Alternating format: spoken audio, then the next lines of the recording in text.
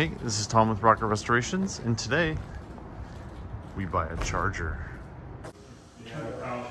So, this is a 1970 Dodge Charger RT, and it's a bit of a basket case.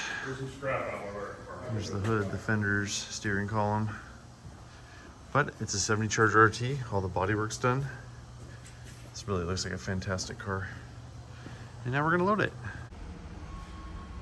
Fortunately, my last winch got stolen out of my driveway in my trailer, so we had to buy a new one yesterday. I have found with an enclosed trailer, even if they do drive, which is obviously not the case today, it's still easier just to winch them up, especially if you're by yourself, because it's always pretty tight getting them in here. All right, I'm gonna get the winch set up. I can drag this thing in, and then we'll load all the parts. There's like multiple pallets, and we're gonna need a forklift for all this. So I just have it on this kind of neat cart, but unfortunately got stuck in the crack, so Evan's gonna try to use a torsion bar to jack it up. The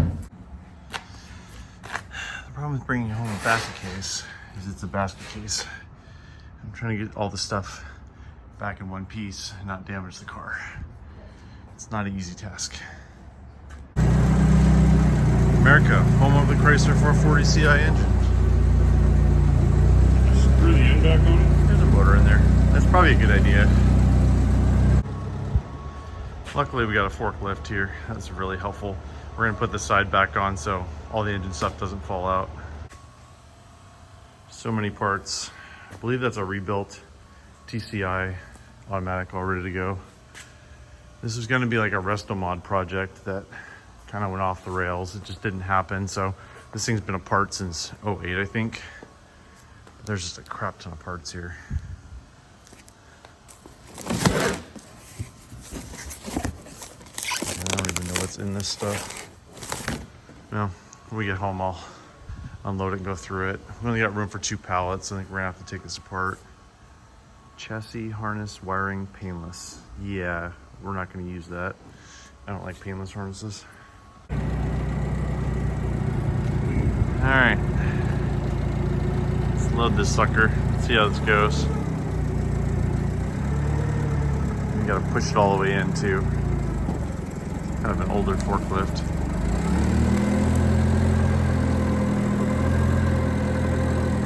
All right, I should probably be paying attention and guide them in here. Evan ran a forklift in Alaska for like 30 years. He's good at giving directions. Gotta get 2 pallets in here, so it's gotta get in further than that. It's moving. All right, engine pallet successfully loaded. Now time to get miscellaneous pallet. All right, next pallet. Should be plenty of room in here for this thing. Hopefully. It's getting pretty good with the forklift. All right. It's not an air ride suspension in there. They're gonna full on Restomod this thing. Painless harness. Never been a huge fan of that. All right, gotta help them out here. It's hard to film and watch at the same time. You break the car down, it's a lot of pieces. Fender, new torque converter, vintage air. Not sure why it has 69 seats, but good news is those are actually almost harder to find than 70s. Trying to get this interior home, one piece doesn't get all torn up. Almost done. I have to retighten that. That's a lot of strap. We basically just Hulk tied it down, went through the door jambs either side, and then tied the cradle down. All right, all loaded up. Now we go home and inventory and see what we have and figure out where the heck we're gonna put all this stuff. We're gonna put all this stuff, Evan. All right, back to the shop. Now I gotta figure out where to put all this stuff, which we're leaving for California next week. So for right now, it's gonna be dumping all in a corner so I can deal with it when I get back. And then we'll put the Charger on the lift. I at least gotta make it a roller at this point. All right, got it back to the shop and now we can kind of figure out what we got here. So a little story on this one is it was a local Washington car, and from what I've been told, it was a pretty nice driver. It's a 1970 Dodge Charger RT. It's a U-code car, which is the 440 HP with factory AC. You can tell on the firewall here, see the the big hole there, and then the holes right there. That was all for AC. Apparently the owner took this thing apart and was having it restored at a local community college, Culver Park. And I think the guy passed away, from what I've been told. And then the car was donated to the LeMay Museum in Tacoma, Washington. If you guys haven't ever heard of that before, it is a pretty amazing place. They have this building kind of outside downtown Tacoma, Washington, next to the Tacoma Dome, and it looks like the old Kalakala ferry. It's like streamlined Art Deco building, super, super cool. And their plans for this was to make a Restomod out of it. And, you know, this was like 07, 08, I think. And they got a bunch of sponsors on board. They got a whole bunch of parts. And as far as I can tell, the car was donated to the museum after the guy passed away. And then they were going to make a Restomod out of it. And then the 09 financial crisis happened. You know, the mortgage crash, all that, and then kind of all the money dried up for it. And I think they realized how deep they were going to be into this thing. And it basically just sat in one of their storage houses. And they've been kind of going through, you know, some of the collection right now, and they kind of consider this one surplus. Like, they know how much time and money it's going to cost to put back together, and they decided it was surplus and could get sold off. So that's where we got it from. It was in one of their back storage vaults. Really cool to go through. There's a lot of really neat cars in there. They didn't want us to show that stuff because it's kind of a secret location, but they had some pretty cool stuff there. But I mean, I'm just amazed by how clean this car is. I mean, it's just, you know, it definitely had some metal repair. It had the trunk done. You know, I think the Dutchman panel was done. I really have to really dig into this to like tell you for sure. But you kind of look back here, and you know, there's some areas in here that I don't think are factory. Like, you can see the window channel, which again, if you guys know Chargers, like the back windows always rust, the Dutchman panels always rust, the trunk pans always rust, and it had, you know, a little bit of repair in the trunk. Right now I've got, you know, this is from storage. That's the deck lid. I don't want to take it out because honestly I don't have room for it anywhere. You know, the rear door panels. What's kind of curious is it had 69 Charger interior in it, and I'm really not sure why. But it's just, I mean, the bodywork's basically done on this thing. And they were going to do all sorts of weird stuff to it. So let me show you some of the parts over here. We did get the trunk pan patch. So that's the piece they took out, which, you know, had a little bit of rust back there, but they put a new panel in. Again, I really got to go through and like inventory these parts because there's so much stuff. But there's a nice console. We got a motor that's been all machined, but unfortunately it's a 66 block. So I do not believe the car's number's matching as far as we can tell. There's a new gas tank for it. There's all the trim. There's like window whiskers. I mean, just a million parts come with this thing. SSBC stainless steel brakes, front disc brake setup. They've got 8 3/4 rear end with a sure grip and rear disc brakes on it. That's the transmission that came with it. That's the 66 transmission. Vintage air. There's Yukon axles. I mean, I haven't even gone through this stuff. You know, we kind of got it home on Friday and basically had unloaded everything. And we were all pretty tired from loading and unloading all day. But they said the motor went to like Ohio, but then the guy doing it like lost his business. They almost lost the block, but they got it back. But it's interesting. It's a 66 block. So you can see right there, it says B440, and B means it's a 66. So each letter meant year. A was 65, B was 66. So if it was a correct 70 block, it would be an F440 HP, and that's not on there. Came with some Magnum 500s with some polyglass tires. Again, the rear seats in there are 69 pattern. Fenders are right here. So it looks like all the parts are here, but we haven't really inventoried everything. This is kind of weird. There's like a Tremec belt that came with it. And then it's got Tremec for like a 5 or 6 speed, but I don't see a stick with it because it was an automatic car. So here's a TCI transmission that's been rebuilt. I'm not sure what it is, but I think this is an Overdrive because that's an adapter plate to go from small block to big block. So I think they rebuilt I think it's a 518, I believe, which would be the, you know, the later Overdrive transmission. But I don't know, we got to take this out, and these are like instruction sheets and, you know, caution and everything. But again, I really haven't a chance to go through this stuff, but there's some really neat parts with this thing. And then they're also going to do air ride on it, which I don't know. I don't think that should be on a Mopar, but there's air ride technologies. There's a bunch of different stuff here. The dash is over there. I can show you the VIN, but it's kind of buried in the parts. There's all like it has original jack. There's some like panhard bars for the rear end.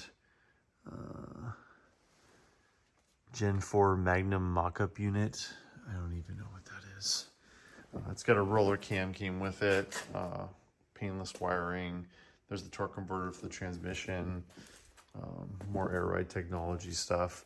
As I said, we're probably gonna have to go through this stuff next week. We're going to California to spring fling next week, so we got that. We got to get ready for the show.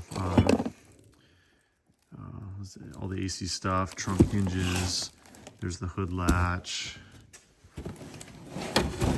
There's the headlight bezels, some aftermarket speakers. Just, you know, it's basically a basket case. Oh, here's the dash. Maybe I can't get there's a radiator too. There's the old gas tank. There's the radiator right.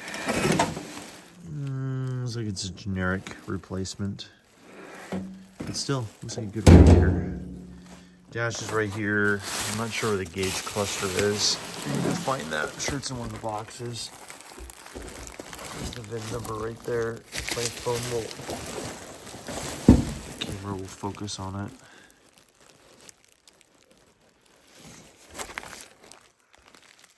Which doesn't really seem to want to. My phone's being stubborn.